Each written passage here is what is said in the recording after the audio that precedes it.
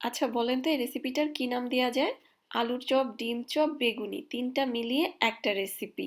শুনতে যেমন ইন্টারেস্টিং, এটা খেতেও ঠিক ততটাই মজাদার। সো আজকের এই রেসিপির নামটা আপনারাই আমাকে দিয়ে দেন। আসসালামু আলাইকুম everyone, welcome back to my channel Mukti's cooking world. আজকে করে দেখাবো ডিম, আলু আর বেগুন দিয়ে অসম্ভব মজাদার একটা চপের রেসিপি।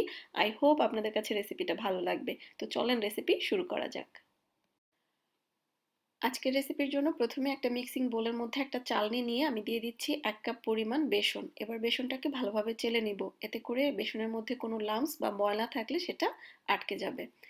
এবার এর মধ্যে দিয়ে দিচ্ছি 1/4 চা চামচ পরিমাণ হলুদ গুঁড়া, আধা চা চামচ পরিমাণ লাল মরিচের গুঁড়া, আধা চা চামচ পরিমাণ জিরার গুঁড়া, স্বাদ মতো কিছুটা লবণ, আর দিয়ে দিচ্ছি 1 টেবিল চামচ পরিমাণ আদা রসুন পেস্ট। এবার এর মধ্যে নর্মাল তাপমাত্রার অল্প অল্প করে পানি দিয়ে আমি একটা ব্যাটার রেডি করে নিব। আর প্রথম অবস্থায় ব্যাটারটা একটু টাইট করে গুলিয়ে নিবেন, তাতে করে লাম্পস বাঁধার কোনো ভয় থাকবে না। এবার অল্প অল্প করে পানি দিয়ে একটা ঘন ব্যাটার রেডি করে নিতে হবে। এবারে এই ব্যাটারটা খুব একটা পাতলা হবে না, সো একটু মোটামুটি ঘন করে একটা ব্যাটার রেডি করে এবার এই ব্যাটারটাকে আমি 15 মিনিটের জন্য রেস্টে রেখে দিব। সো ব্যাটারটা রেস্ট হতে থাক। চপের জন্য এবার আমি আলু ভর্তা করে নিব। এর জন্য সিদ্ধ ছোট ছোট সাইজের 7টা আলু নিয়েছি, 1/4 কাপ পরিমাণ করে ভাজা পেঁয়াজ এবং কাঁচা পেঁয়াজ নিয়েছি, সাথে 1 টেবিল চামচ পরিমাণ কাঁচামরিচ কুচি, 2 টেবিল চামচ পরিমাণ ধনিয়া পাতা কুচি। এবার স্বাদ মতো কিছুটা লবণও দিয়ে দিচ্ছি। এখন প্রথমে সবকিছু একসঙ্গে হাত দিয়ে একটু চটকে নিয়ে তারপরে আলুগুলো চটকে ভালোভাবে মিশিয়ে নিতে হবে। সো খুব ভালোভাবে মিক্সড করবেন যাতে করে আলুর মধ্যে কোনো লাম্পস না থাকে। সো আলুটা খুব ভালোভাবে চটকে লাম্পসবিহীনভাবে ভর্তা করে নিতে হবে। এবার এখানে আমি নিয়ে নিয়েছি বেগুন, আর বেগুনগুলোকে আমি পাতলা পাতলা এরকম লম্বা লম্বা স্লাইস করে কেটে নিয়েছি, আর কিছু বেগুন আমি এরকম রাউন্ড শেপ করেও কেটে নিয়েছি। আরও এখানে আমি নিয়েছি ডিম, এখানে আমি দুটো ডিম সিদ্ধ করে সেগুলোকে পাতলা পাতলা স্লাইস করে কেটে নিয়েছি। সো এবার আমি চপগুলো তৈরি করব, তার জন্য প্রথমেই একটা স্লাইস করা বেগুন নিয়ে তার মধ্যে পাতলা করে একটা লেয়ার আলু ভর্তা বিছিয়ে দিতে হবে।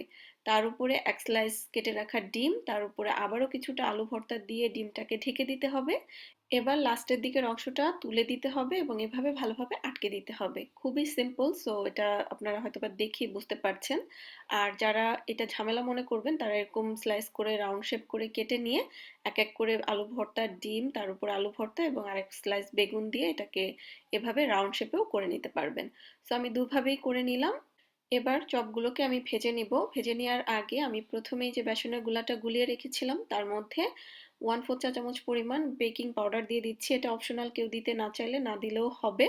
সো এবার ভালোভাবে মিক্সড করে নিচ্ছি এবং এর মধ্যে আমি আরও 1 টেবিল চামচ পরিমাণ পানি অ্যাড করে ভালোভাবে গোলাটাকে গুলিয়ে নিচ্ছি। আর বেসনের এই গোলার কনসিস্টেন্সি অতিরিক্ত ঘনও হবে না আবার পাতলাও হবে না। সো গোলাটা একদম রেডি। এবার চুলায় একটা হাঁড়িতে তেল গরম করে এবার এক এক করে চপগুলো বেসনের গোলায় ডুবিয়ে তেলে দিয়ে দিতে হবে, আর তেলটা খুব ভালোভাবে গরম করে নিতে হবে। তেল ঠিকমতো গরম না হলে চপগুলো কিন্তু চ্যাপ্টা হয়ে যাবে, ভিতরে তেল ঢুকে যাওয়ারও ভয় থাকবে। সো লালচে করে এবার দুটো পাশ উল্টে পাল্টে মাঝারি আঁচে ভেজে নিব সবগুলো। আর এই তো এরই মাঝে তৈরি হয়ে গেল আমার ডিম, আলু, বেগুন দিয়ে খুবই মজাদার একটা চপ। সো কি নাম দেওয়া যায় আপনারাই বলেন, বাট এটা খেতে কিন্তু অনেক বেশি মজার হয়ে থাকে।